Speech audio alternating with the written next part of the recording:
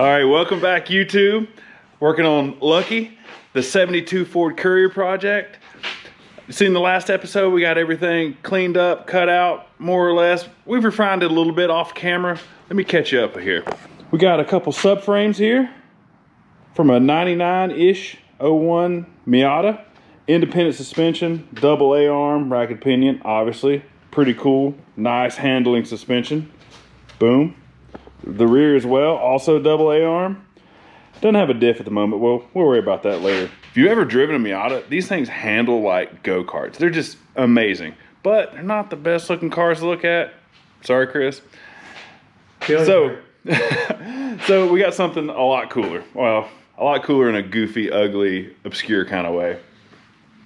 So we're gonna put all of this drivetrain, suspension, and everything in this Courier. It'll be pretty cool. Let's show what we got done so far. All the front suspension out, big, huge welded in front cross member is gone. Got rid of all of that, all the perches and everything. So we just have a nice clean slate to begin with in the front. Same thing in the back. It was a leaf spring truck factory, obviously. Got rid of all of that. Straight axle's gone, cut out all our cross members. Anything that was gonna interfere in the rear is gone. Went ahead and ground this, cleaned this up. We went ahead and did a little bit of prep work. We measured the inside of the frame rails here, right?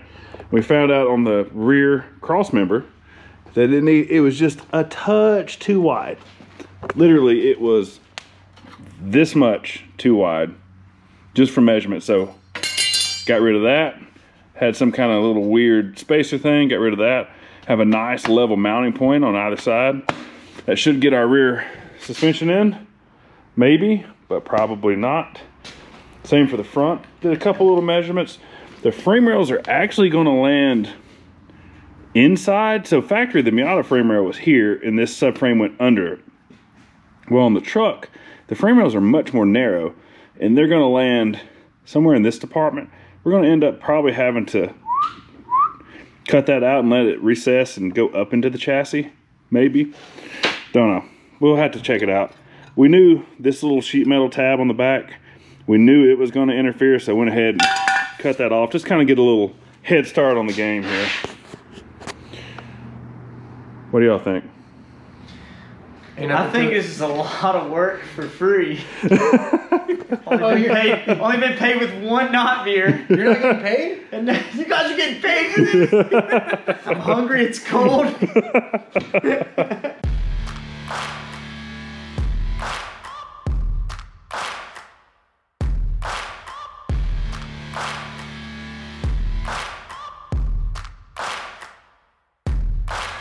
So check this out. This is pretty cool. The back I thought was going to be a pain in the butt. Might actually be the easier of the two. With a little bit of measuring, it actually lands right inside the frame rail. There's a couple different ways that we could probably go about mounting this. I've seen people take and run a tube across this way. But if you do that, you'd really have to run 3 tubes because it has 1, 2, 3 mounting points.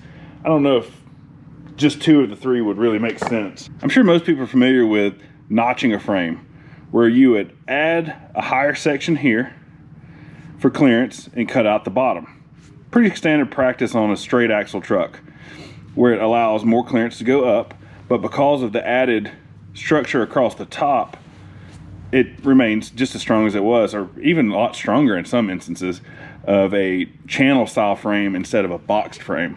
We're going to do something very similar to that, but the other way around, I guess you would say. I want to put a piece of tubing right here that'll pick up all 3 of the mounting points and it'll weld to the inside of the frame. And then I'll come in here and notch this frame in across here for our upper control arm clearance and our coilover. With that added support, it should be just as strong as it ever was. And the front, just like we suspected, it's landed right in here inside of the frame. We'll make some marks here, kind of along the edge of the frame, and get a rough estimate this way. Then we'll notch this out. That way it allows the subframe to kind of sit up into the rail. Then we'll figure out a mounting solution coming off probably the top over to here, something in the back. We'll walk you through it. This is a 100% wing it situation. There is one group of dudes in New Zealand called Driftworks. I believe that's where they're out of. I've got to give them credit where credit's due. They've done this swap way back in like 2017, but it was in a Toyota Hilux, but they used Mazda Miata or MX5, I believe is what they call them there. So I'm kind of getting some ideas of what they did. It's really been kind of like a kickstart or head start on the process. So shout out to those guys. Probably never see this, but if you do, I appreciate it. Made a couple marks on the subframe. This upper mark is the outside of the frame if you're looking at it downward like this. So this will tell us where to go in relation down this way. This mark is where the bottom of the chassis is currently, and we're thinking we're going to have to come down essentially probably 2 inches from here, but it's always easier to sneak up on it. So we're going to come down to this first flat section and work our way across. Now, it does look like this one runs downhill or uphill, however you want to say it, but that's because this wasn't sitting in there perfectly level. This plane and this plane are pretty dang near perfect. We're going to double check it, but we're going to measure off of basically that to take 1.5 inches out of this to begin with. And we always just sneak up on it. Just for the frame, we've seen where it touched here. So what we're going to do is come up, notch this chassis up just a little bit. Like I said, about 1.5 inches. Bring it across there, and that'll give it enough room for this section right here to recess up into it.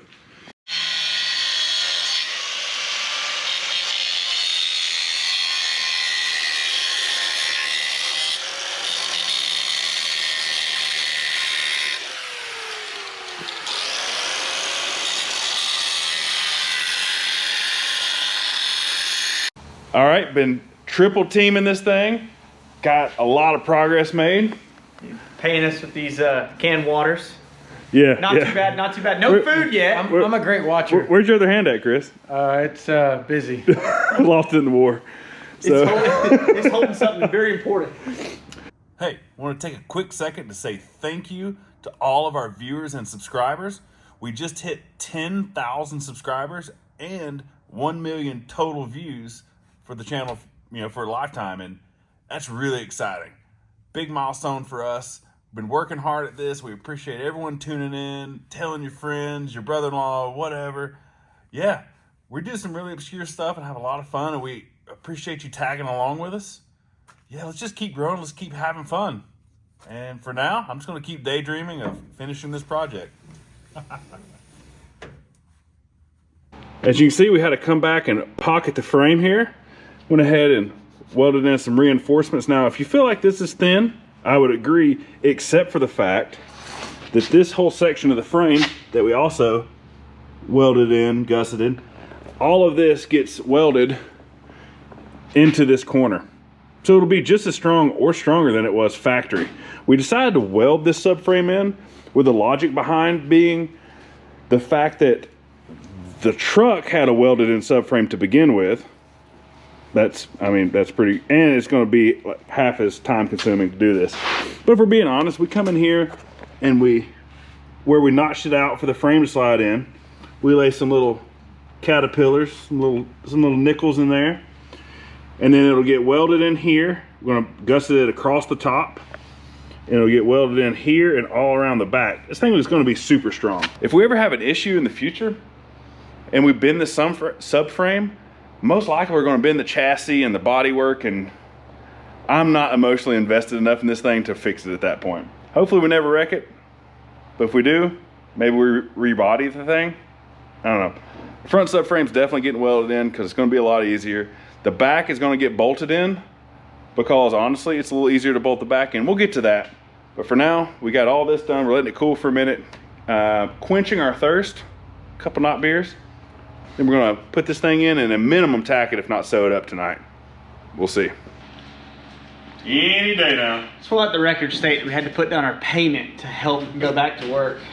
It's a sweatshop over here. What's this? It's gonna fit in here like a glove. Not an O.J. Simpson glove. Like a glove. All right. Yeah, it needs to go back. Go back on this. I don't know quite where this side's landing, but I think it landed where it was supposed to, I think. Yeah, so it's just gonna go back a touch. Karate kick. Judo chop. Yeah. Cool. Now we need to pull some Yeah. tape measures and Just gotta burn in there. square it up, make sure everything's level and plumb and true and all those construction words. Yeah, lots of checking and double checking, because I don't want to cut this out to square it back up again. Do it right the first time. Even though it's got the knowledge back.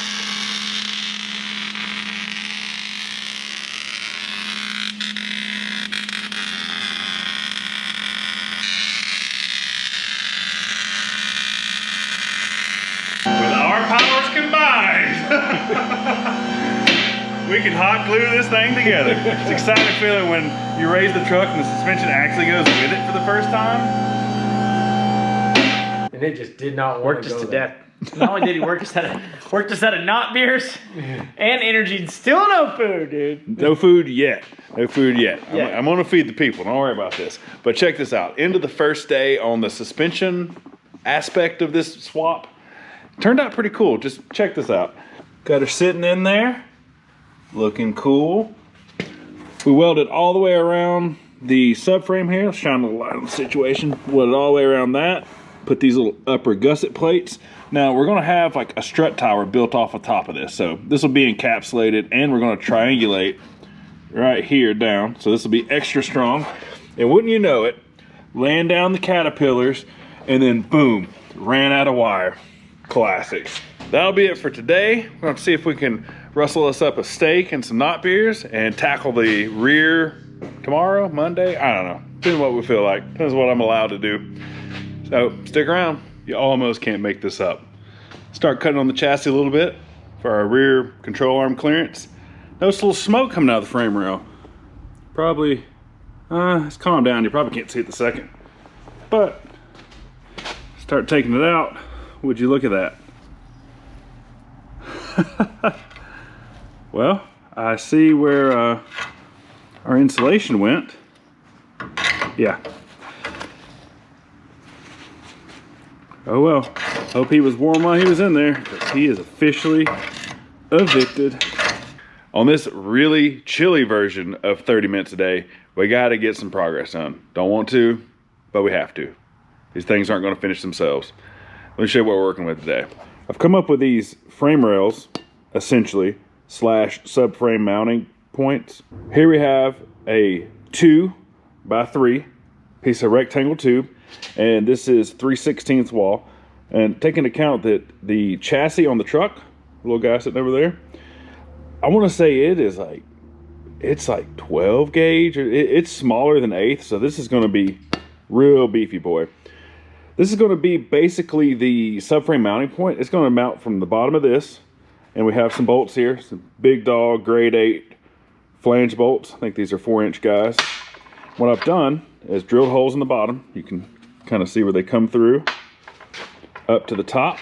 And instead of putting, you know, a nut on it like this, I decided to drill a hole and drop the nut down inside. And we're using flange nuts, I should note.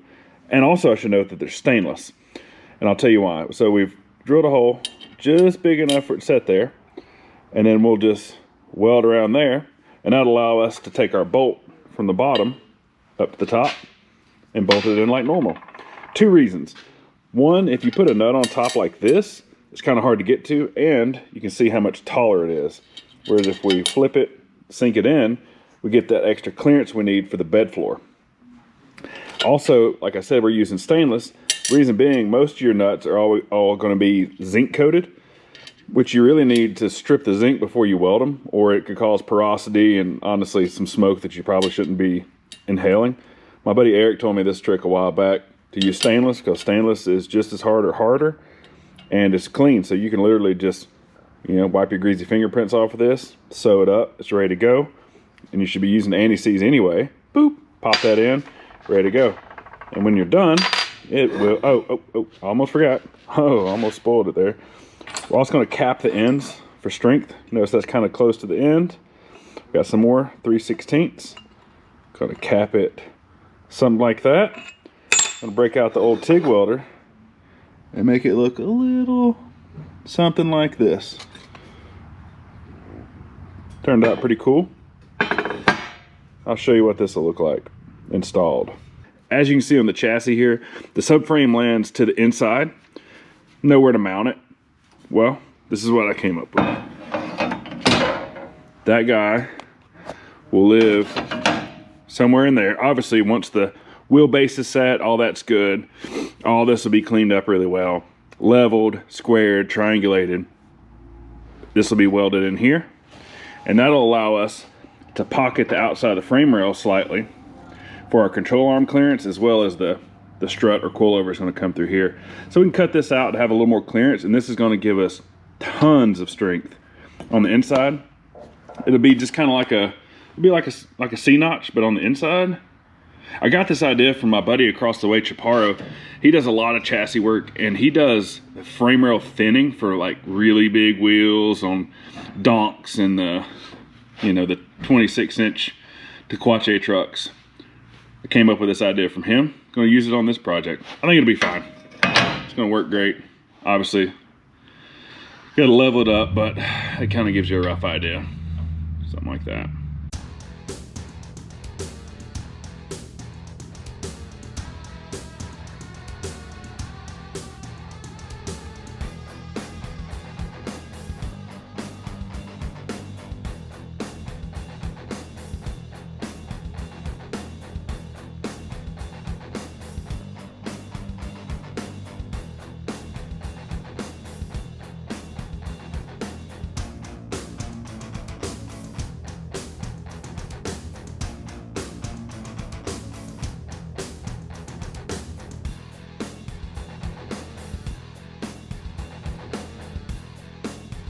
Shoo-wee. Not too shabby for a ex-body guy, wannabe welder with a little Amazon unit. Huh, pretty proud of that. There we go. Now we're going to try to get everything squared up, get ready. We're going to put everything together like we think it's supposed to be, set the bed on it, double check that the wheels are centered in the wheel opening or wheel arch, whatever you want to call it, before we tack anything up. Does this need to be TIG welded? No, MIG would have been fine. Is it good practice? Absolutely. I'm pretty newish to the TIG game, so the more hood time you can get, the better. And this is a good excuse. And you're never gonna see it, so if it didn't look pretty, it's gonna be under a truck. But if it does look pretty, it's also under a truck. Probably should have thought that out a little more. Oh well. All right, here we go. Set the bed on for the first time.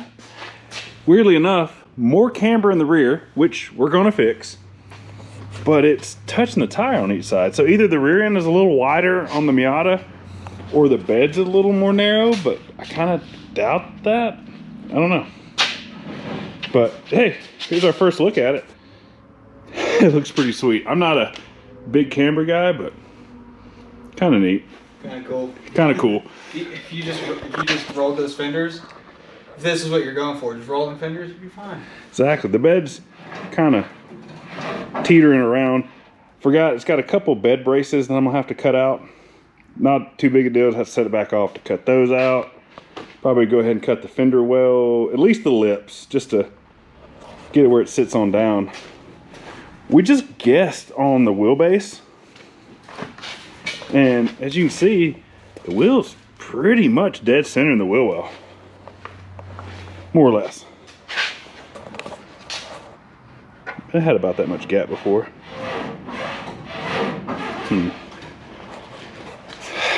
Time to break out the good old trusty 4.5 inch grinder.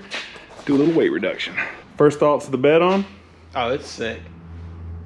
Now, still needs the bumper to be removed, but... Whoa. Okay. Yeah. Here's a question for the people. Put it in the comments. In the comments, we want to know. Bumper? Off. Get rid of it. He's a no bumper guy. Weight reduction. We're going I'm for a bumper speed. guy. Speed and aerodynamics. I don't want it to look like a hair lip on the back though. It's not gonna. Look, turn the camera around. Look how perfect it is. It goes right into here. Taillights are down here. This is a perfect bed to run no bumper. Now here, maybe put a little filler panel with some dimple dies or some speed holes or whatever you want to do in there. But I say, get rid of that sucker. And obviously it's a little, the bed's actually gonna sit more like that. So less gap than it looks like currently. The bed will kind of sit like this. What I'm seeing is leave the bumper on, 2 reasons. 1, it makes it look lower. And 2, we have the opportunity, we could bang out some of these dents and put some dimple dies, maybe 3 dimple dies across there, 1 or 2 in there. Kind of give it a little race car, some speed holes. All right, you guys are against me on the dually visor. You have to be with me on this one. Get rid of this filler panel, dimple dies in the filler panel. Let us know. Just like that, weight reduction. Went ahead and cut out 1, 2, 3, 4 braces. Let me tell you why. These 2 braces here were hitting on top of where our new notches, new frames, whatever we want to call these, it's hitting right there. That's one of those 2, had to go. These 2, well, long story short, fuel tank is going to live here, and I want to get it as close to the bed floor as possible to get it, well, close, let me rephrase that. I want to get as high as possible, closer to the bed floor. So this will allow us another 2 inches up, keep it away from the ground, because as you can see, she's going to be pretty low. 3 inches of ground clearance, or ride height, that you say, the chassis right there. So that's 2 2x4s, but as everyone knows, they're 1.5 inches tall. Stack those, that gives us 3 inches. And you can see the subframe, not very high either. Get the tank up, less chance of hitting it on something. All right, round 2. Let's hope Taylor got his cut right.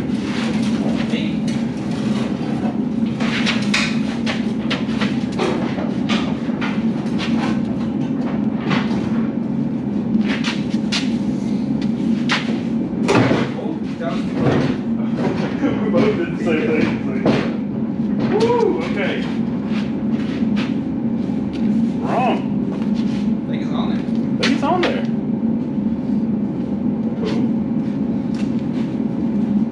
Wow, it looks so better actually sitting down like it's supposed to. Right. Yes, sir. Now that's what we're talking about right there. It's pretty dead on. It's tucking tire, like almost tucking wheel. You talking about? I'm tucking rim over here. All right, yeah, it is tucking probably 1 inch of rim. That's pretty sweet. Hell yeah, dude. Yeah, that right there, that's the thumbnail. Shoot. Oh yeah, you need to take a picture of this, post it on Instagram. Man. All right, now what do you think? What do you mean? I've always thought it was cool.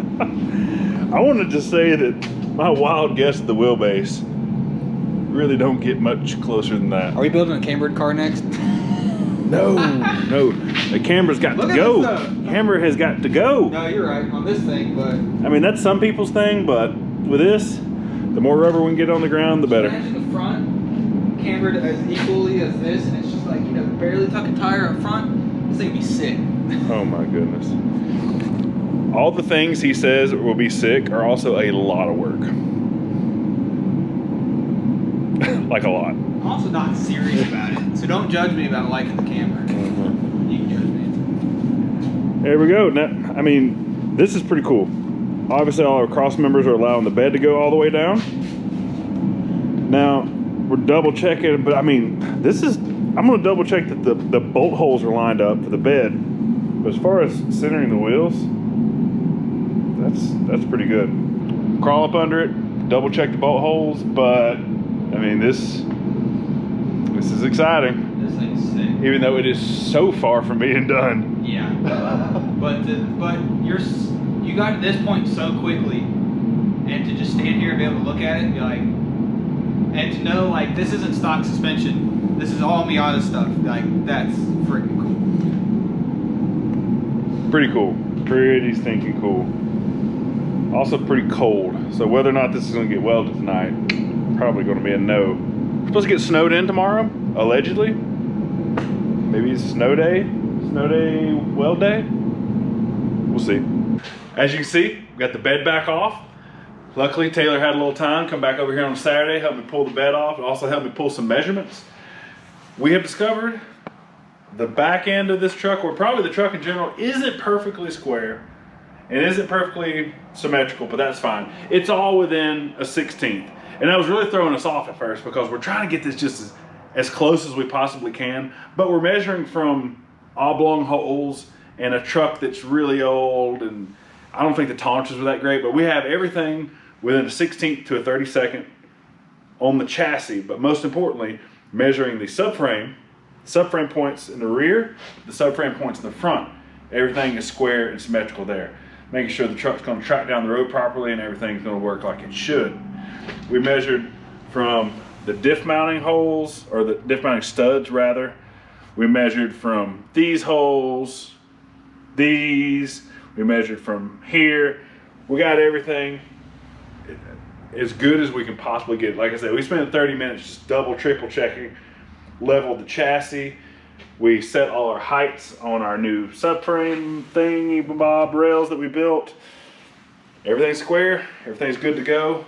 Measure 3 times, weld once, because once I nail this in, it ain't coming back out, ever.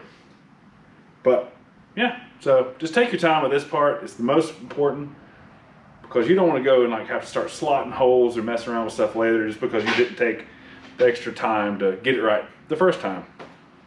But yeah, time to suit up, get this thing welded in. This is my favorite part. I'm gonna MIG these frame rails in because ain't nobody got time to TIG this. Blast these things in, and then we'll get to notching the frame for the clearance for the control arms and the struts.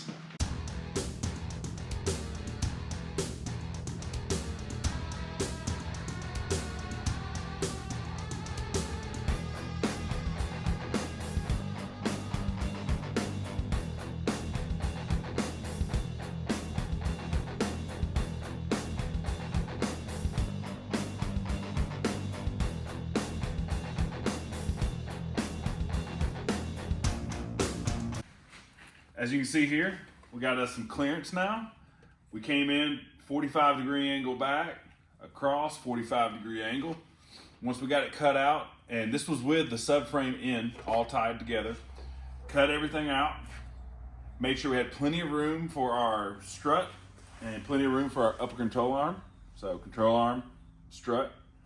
Went ahead, got our good friend's poster board, Sharpie, tape, just started whittling away. Made some nice shapes, and it's a good sign when your template works front and rear, and they did. That's all awesome. Supported the truck in the front of this cross member here, and put a jack under the back bumper. So we basically let the truck down and then put just support, not even pressure upwards in the back, just support. So everything's nice and level, and that was before we cut everything out, and nothing sprung or moved or did anything funny. This is way stronger than the stock frame rail. So it's all tied together here, welded all the way around. So that's really the structure of the chassis now. And this is just tying it together and boxing it in, making everything just that little bit extra strong. As you can see, the pieces are in, once again, 3/16 all the way around. And I made them where they're nice, just barely ever so protruding. This will give us our best weld, the best penetration. Just gonna burn it in, get all that nice and sewed up, then we keep moving. One side at a time, just to keep everything. I don't like to put too much heat in a chassis, so I'll sew a little bit here, sew a little bit here, here. I'll work my way around, bounce around. I don't like to just run, especially as hot as we're welding this stuff. I like to move around and kind of keep my heat dispersed. I don't know, makes sense to me. Before we get started, another cool thing about this particular application, if you remember, it had these 2 big tubes that went across here from the factory. When we take those out, we have a nice area right here to burn in. So I'll burn this in and then put the plates on front and rear, just that little bit of extra reinforcement. Just like our little bit of extra reinforcement we put in here. This is some real thick, I believe this is 3/16 wall tubing. It was actually one of the tubes that was originally here. Cut it out, ground it, repurposed it. Yeah, we're staying on a budget. We're even saving money on tubing.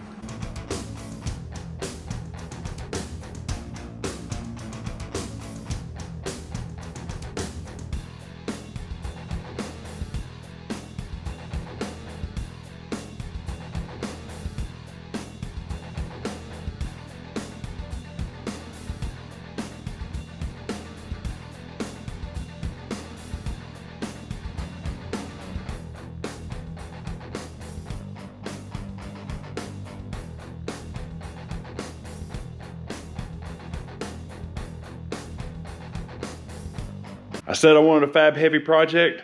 Well, I found it. No shortage of cutting and grinding on this thing. Let's show you what we've got done so far.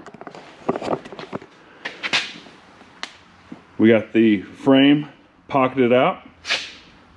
Plenty of room for activities here. Got room for our upper control arm. Now, this is the stock control arm, obviously. The one we're getting, it has a lower angle to it, I guess you'd say. And it has an adjustable turnbuckle to get rid of some of this camber. So it will actually come down and then come across to give us even more clearance right here. We have clearance for the sway bar. That looks good. Maybe have to short the end link a little bit. Well, we won't know until we actually get the coilover on it and see what kind of clearance we have through the range of motion. I don't know. Maybe it'll be all right. We'll see. Everything here is all boxed, 3/16 plate. Obviously sewn in. Got some caterpillars here. Oh, that's looking nice. Yeah, everything looks good. Went ahead and just slid the subframe back up under it. You see we've got it sewn up around here. I think this will be fine. It would be plenty strong for a normal truck. Being that we're going to autocross this one and get a little more aggressive, I want to add a little more triangulation to the back of this. Just because we're here. Whittle out some little 3/16 gussets, and that'll live here. There'll be one on the bottom. We'll have another one tying it together. And when it's all done, it'll look like this. So just a little more triangulation, a little more rigidity. I think that right there is going to be the ticket. Just going to get these rear gussets welded in, and that's probably going to be it for today. It's been a cold, snowy weekend. We don't get snow here in Georgia very often. So I've been outside kind of enjoying that a little bit while I can. We're going to call it a day after we get these last ones tacked in. The other side, it can wait till next week. It'll be fine. But this gives you a pretty good idea of how everything goes together, or how it can go together at least. I'm real happy with it. Everything's working out well. Still got some more parts to order. One of the last things we'll have to do suspension-wise is mount the top hat to the struts or coilovers, whatever you want to call them. But I haven't ordered those yet. I'm real torn on the brand. I don't know whether to go with like a cheap coilover to follow along with the budget aspect of this build, like a $200 to $400 coilover, or get something that's a lot better, if we're being honest, in the $800 to $1,200 range for a set of 4. Let me know. Would you rather see what we can do with a budget set, or should we go ahead and just spend the extra money to get a really nice shock that's going to perform really well in the autocross and open track stuff? What do you want to see? Yeah, that's it for now. So, like, subscribe, share. We appreciate you sticking around. We'll see you next time.